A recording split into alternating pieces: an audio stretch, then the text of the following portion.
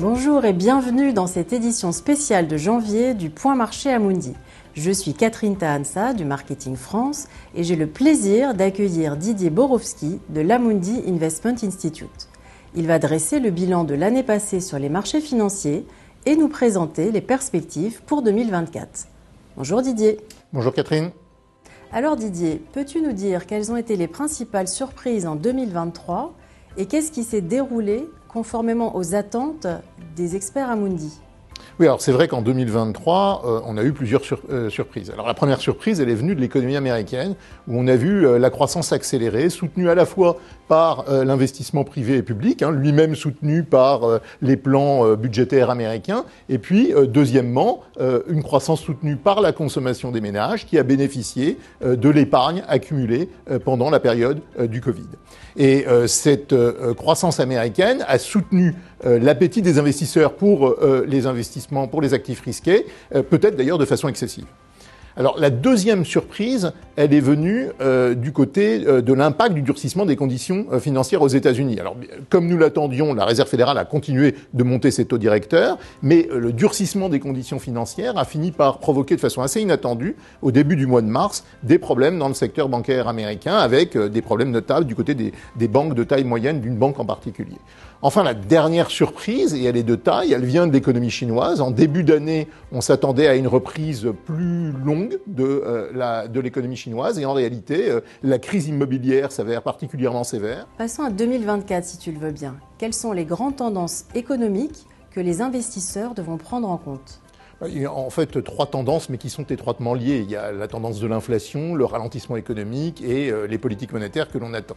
Alors du côté des politiques monétaires, ce qui retient l'attention, c'est surtout la politique de la Réserve fédérale américaine et de la Banque centrale européenne. Des deux côtés, on s'attend à un début d'assouplissement monétaire vers la fin du printemps. Une fois que les banques centrales constateront les progrès réalisés en matière d'inflation, et surtout aussi parce que à cette période-là, on verra plus nettement le ralentissement économique que l'on anticipe. Alors, du côté de la croissance, on attend une petite récession du côté des États-Unis d'ici la mi-2024, tout simplement parce que la consommation des ménages ne sera plus autant portée par l'épargne. L'investissement devrait aussi s'affaiblir parce qu'il y aura moins d'impact de la politique fiscale américaine. Et enfin, en Europe, on s'attend à une croissance, elle est déjà très faible, et on s'attend à ce qu'elle le demeure dans le courant de l'année 2024. Mais alors, je crois qu'il est aussi très important de parler de ce qui se passe du côté des économies émergentes, parce que bon nombre d'entre elles sont de plus en plus tirées par des facteurs locaux. Alors, on a en tête, par exemple, l'économie indienne, qui va rester portée par son marché intérieur, par une évolution démographique favorable. Mais il y a aussi d'autres économies qui vont sans doute bénéficier, à la fois en Amérique latine et en Asie, de la reconfiguration des chaînes de valeur, des chaînes d'approvisionnement. Et pour aller plus loin, quelles seront les préoccupations des investisseurs sur le plan de la politique budgétaire et, dans un autre registre, sur le plan géopolitique? Alors, sur le plan de la politique budgétaire, d'abord, avec des déficits très élevés aux États-Unis et une dette publique qui s'accroît, bien les marges de manœuvre aux États-Unis en termes de politique budgétaire seront beaucoup moins importantes. Mais ce sera également le cas en Europe. Et enfin, en Chine, la situation est très différente parce que la priorité, c'est de stabiliser la croissance. Les autorités adoptent une stratégie des petits pas. Dans un autre registre, sur le plan géopolitique, l'année va être marquée par de très nombreuses élections.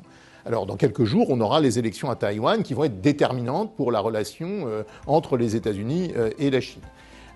En Europe, plus tard, au début du mois de juin, on aura les élections européennes et une nouvelle commission qui émergera au cours du second semestre. Et enfin, on terminera l'année au mois de novembre avec les élections américaines. Et toutes ces élections sont susceptibles d'affecter en profondeur les relations internationales.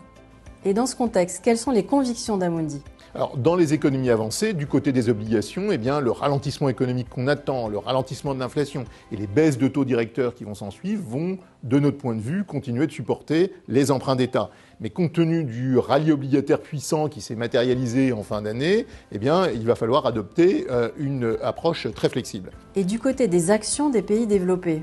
Alors, dans les pays développés, compte tenu du ralentissement économique qu'on attend, on est particulièrement prudent parce que les investisseurs nous semblent trop optimistes en ce qui concerne leurs anticipations sur les profits des entreprises. Et nous privilégions les actions de qualité, Et concernant les pays émergents, est-ce qu'on peut être plus optimiste? Oui, en effet, il y a une croissance qui est assez robuste et de notre point de vue, les actions comme les obligations des pays émergents doivent constituer une part assez importante dans la construction des portefeuilles des investisseurs. Merci beaucoup Didier pour toutes ces explications. Avec plaisir, Catherine.